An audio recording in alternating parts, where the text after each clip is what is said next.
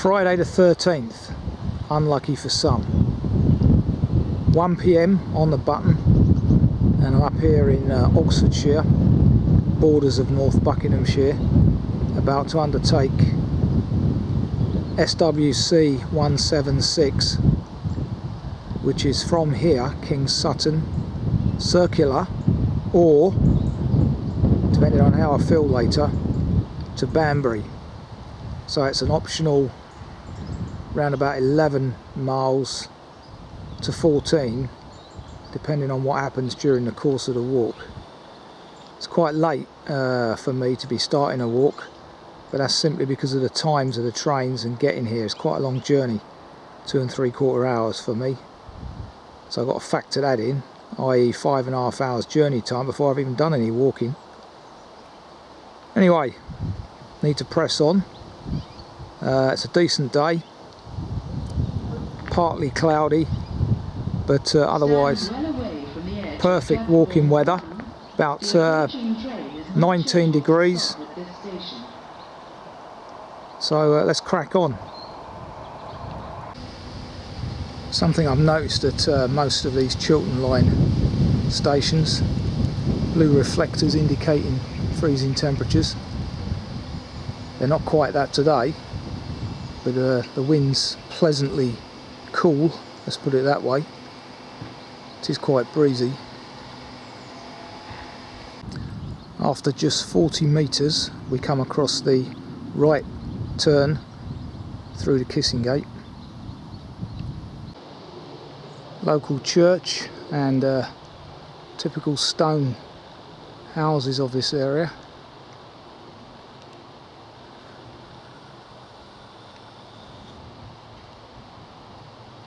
Having come through 2 Kissing Gates, turn left along this track.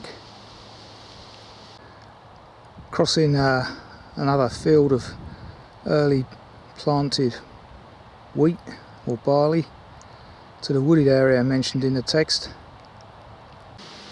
Passing a small sewage farm over there on the right. And incidentally, Sutton is the penultimate station, Banbury being the last, in the northwesterly extension of the southeast network card area. So we're almost at the limits here of where you can get a discount.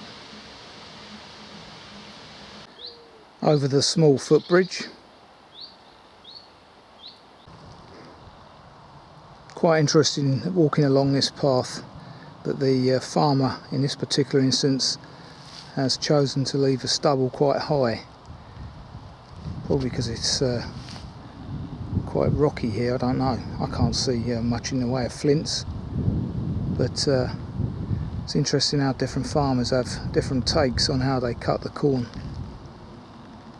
Obviously soil type and rockiness affects it.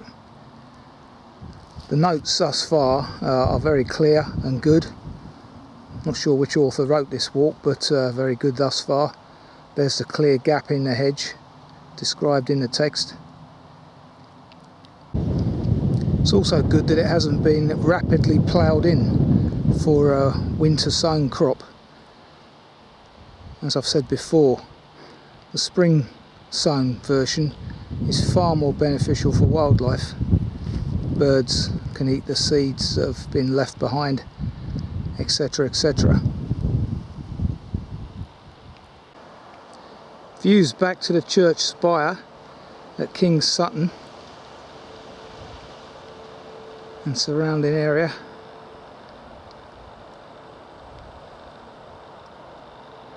Unlike last week's walk, which is semi-urban, this is a proper country walk. Obviously well away from the southeast here.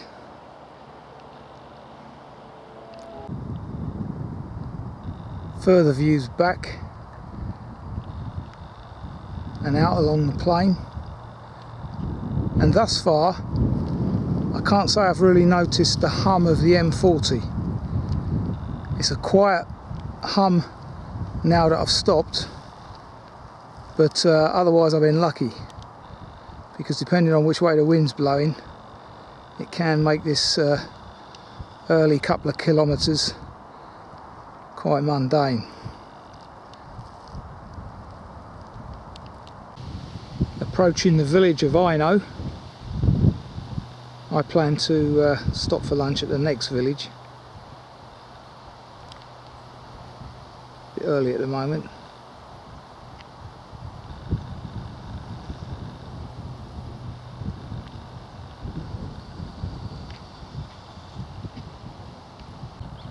That's interesting, something's upset that sparrowhawk.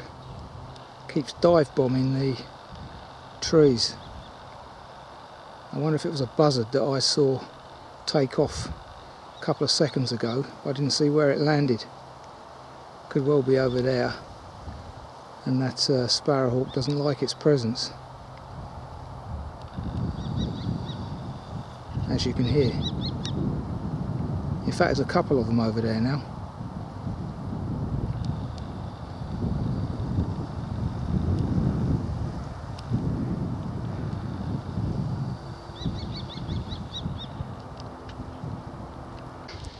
Well, you don't encounter many stone stiles on the southeast walks. It's even got a little groove at the bottom for the dogs.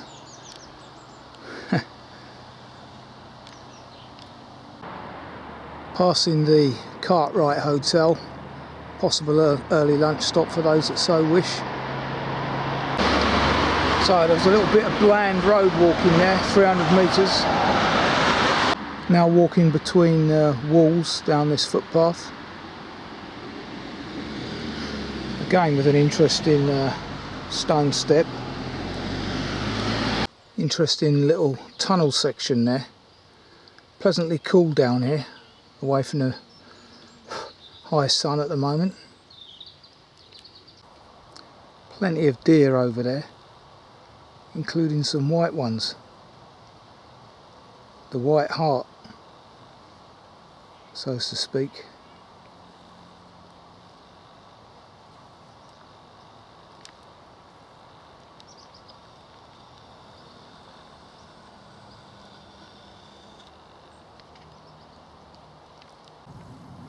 The onward journey after the 2 metre high stone walled path.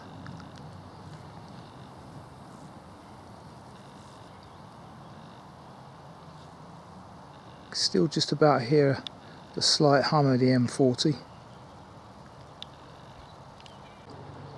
Lovely new plantation of what appears to be English hardwoods here. Certainly see oaks and beech in there. Just come across what could be potentially a muddy field in the winter months, but then again, or after rain.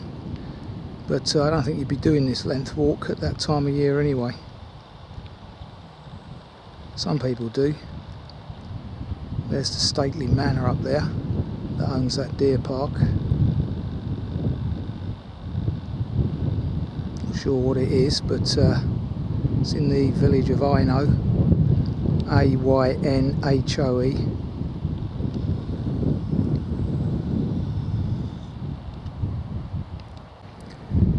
And here's the white marker post, which I wasn't able to see from the other side of the field actually. Thus far all these wooden kissing gates seem to work well.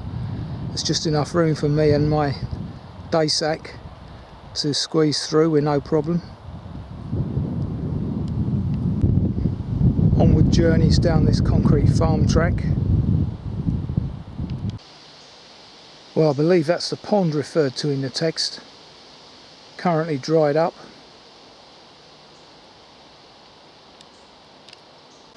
Though the stream next to it isn't, and I've just seen a grey wagtail in this stream. Shot off before I could get the camera on it. Another small sewage works. This one now at Charlton. In fact, it's a pumping station, and we're still under Thames remit here.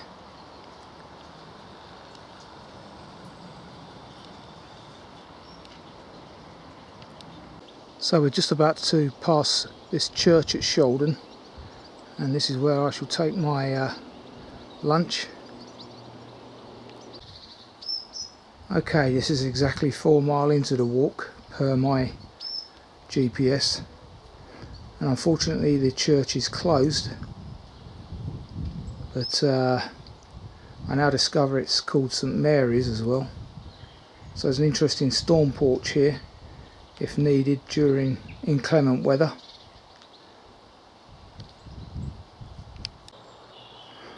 It is indeed a very old churchyard, as you can see. Been left to overgrow, but unfortunately not in a positive way, i.e. Possible wildflower meadow, etc. Maybe it's too shady here for that.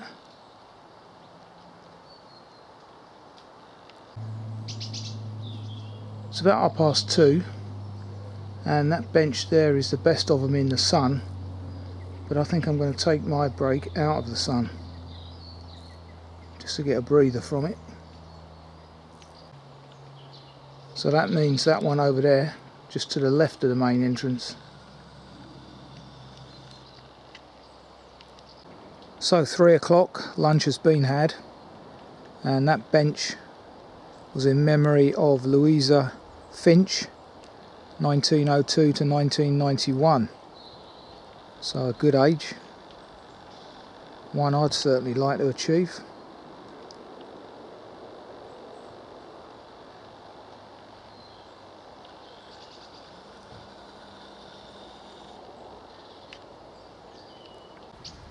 Not really possible to get a good shot on this church, but this is the best one I can get, I think.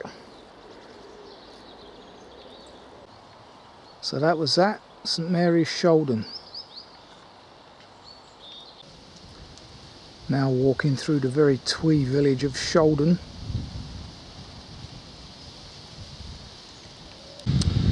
So the Fox pub, for those that want refreshment, is appropriately enough up Fox Lane.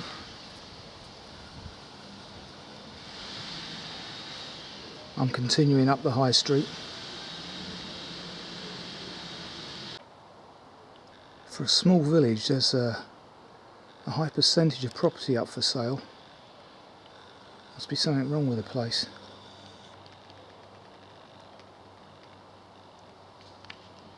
That's about 6 properties I've seen just in this short stretch. So that's the entrance to Souldern Manor,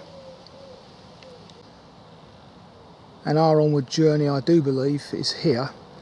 There's a green footpath sign and one of those stone stiles, which are intriguing. And there, strangely enough, we get a better view of the house and deer park at Ino. Big old house.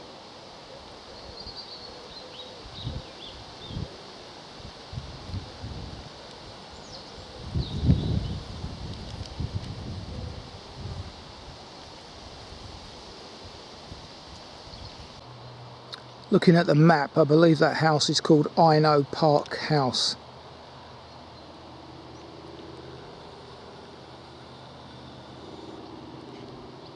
Still hear the M40 in the distance.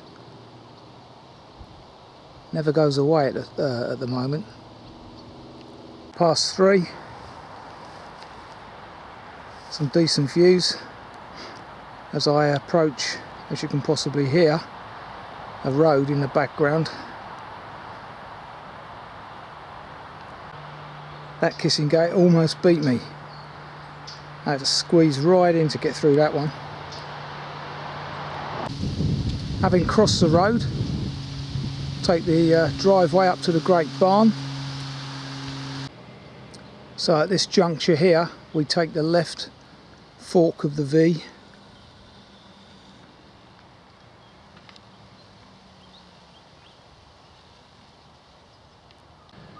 Having just passed the farm buildings, which you can hear in the background, machinery present at the moment. You then come to this field with a number of timber stacks around about, and that's because we're about to enter a wooded section of this walk, of which there haven't been a great deal today. Well, there's a herd of beasts. I'm glad I haven't got a tackle. The size of that black one.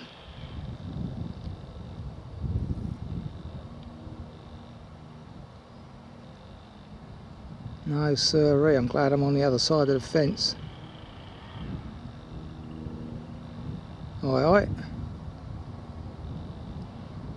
En masse, they're coming towards me. Look at that.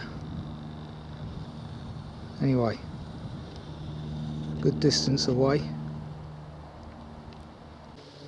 So now a rare bit of woodland walking today. Nice mixed UK woodland. Very quiet though still. At the edge of a man-made lake in here, if you look at the map. The last section of woodland walking here is a little bit overgrown.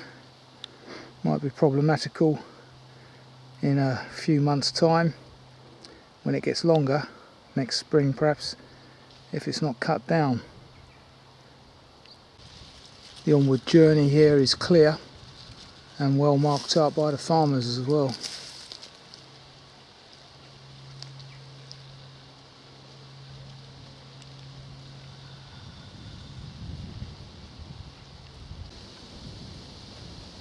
Plenty of blackberries here.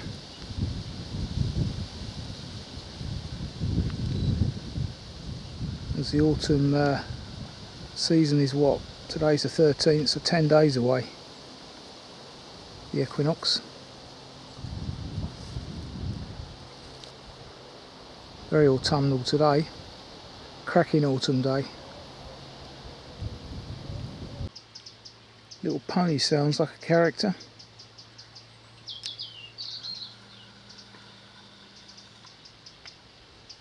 Didn't see him today though. Crossing over a small ford, referred to in the text, next to a grand looking house. The grand house was formerly Crowell Mill.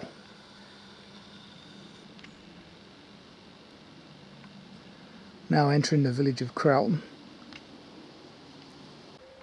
Up over another stone stile opposite Crowell Mill.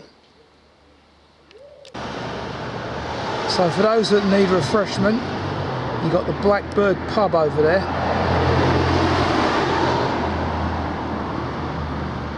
And for those that don't, continue straight across the road to the bus stop. Footpath is clearly marked.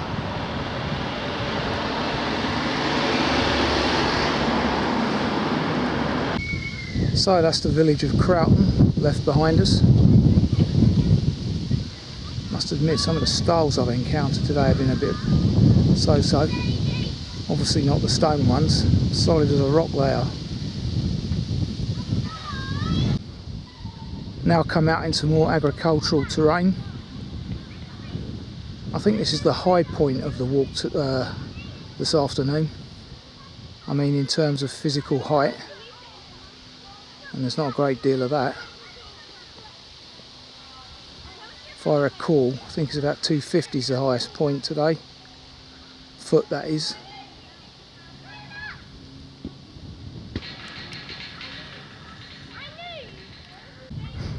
No, I got that wrong, it might be about 500 foot because obviously the spot heights on the map are in metres, which will have to be changed I guess once we go back to Imperial. So as I suspected from the yellow topped posts, which are the same as used in Bedfordshire, we've now crept over the border into Northamptonshire.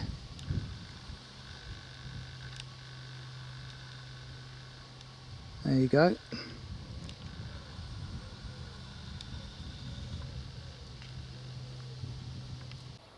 These fields are all well and good on a nice sunny day like today, but just bear in mind in winter they could be a bit of a trudge. We now have about 500 metres of walking along this quiet country lane, and just looking at the map we're at about 127 metres here. And clearly once you get past Souldern, the noise of the M40 has completely gone now, just to be replaced, as you can hear, by the odd light plane. Now, talking of light planes, looks like you've got some parachutists over there.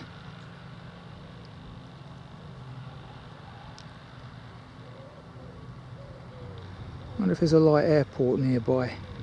Small airport, I mean. Do a right here, and I'm very surprised not to see litter dumped here. So Northamptonshire must be doing a good job. It's a sort of quiet country lane where you would find it. Quarter 5, now following this very pleasant greenway. Good crops of elderberry and hawthorn again.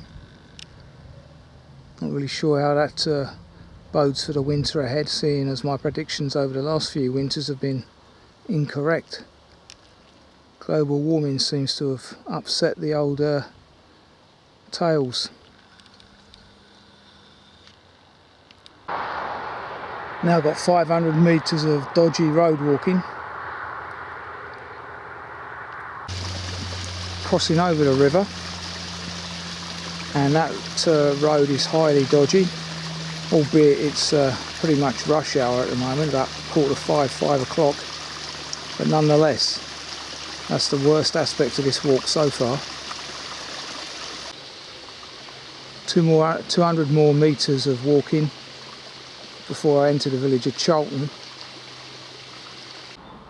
No driver I've seen thus far is driving slowly. Now entering a 30-mile-an-hour zone. No one adhering to it. So there's the Rose and Crown, nice thatched pub in Charlton. This walk is certainly a good one if you like a beer. Each village has got a pub, which is unusual in itself, and there's 4 of them as far as I'm aware. But as usual, I'm pressing on. Public footpath here to King's Sutton.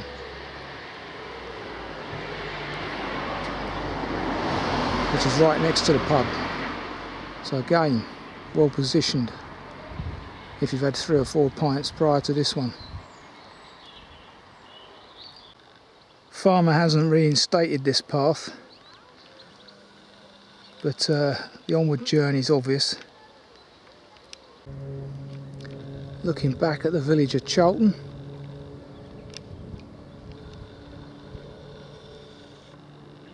Lovely autumnal evening now, about 16 degrees.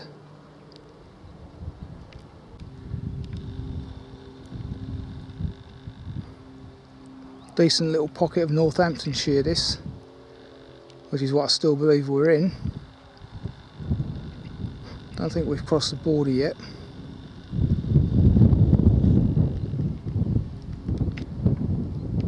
So here it looks like the official way is not following the hedgerow, which Thomas has done I think on the GPS, but to follow this indistinct path to the right of the copse ahead. Well, we would do if you reinstated them. You know, if this was muddy and wet today, thankfully it isn't, this would be quite a trudge.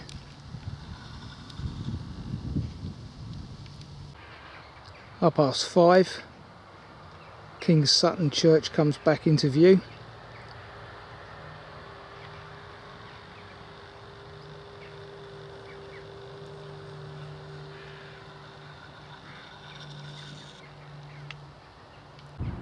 This is quite a large field, and if it had been wet and muddy today, it would have been a nightmare to get across. But luckily for me it isn't. but the farmer hasn't yet reinstated this path. As you can hear the busy A roads coming into here in range now. And once again this field bout, this hasn't been reinstated either. So that is the footbridge that we passed first thing this morning on the left. We're now walking the reverse direction that we did this morning. Approaching King Sutton once again, and I think I'm going to continue repeating this morning's route back to the station. Okay, 11.9 miles and 4.5 hours later, and that free walk is completed. I did, as you know, consider going on to Banbury, but it's just gone 8 o'clock, and I believe it it's just gone 6 o'clock, and I believe it takes an hour and a half from here along the canal to get to Banbury. So that would have taken me past sunset into twilight. A little bit dubious. Anyway, that was a very decent walk. Some people won't like the field margins all the time though. A bit agricultural, but I thought it was okay. Nice country walk, albeit the field walking was a little bit repetitive, and at times it would have helped if had the farmers reinstated the fields, but it is, you know, very close to them having just done it, so I'll let them off. So yeah, there's another Banbury Circular to be done up this way at some point, so we'll get back out here again. But for now, on this cracking autumn day, what a glorious day it was. But I've now got 2 and 3/4 hour trip back home, so there's another reason partly why I've decided just to do the circular today. Anyway, until the next time.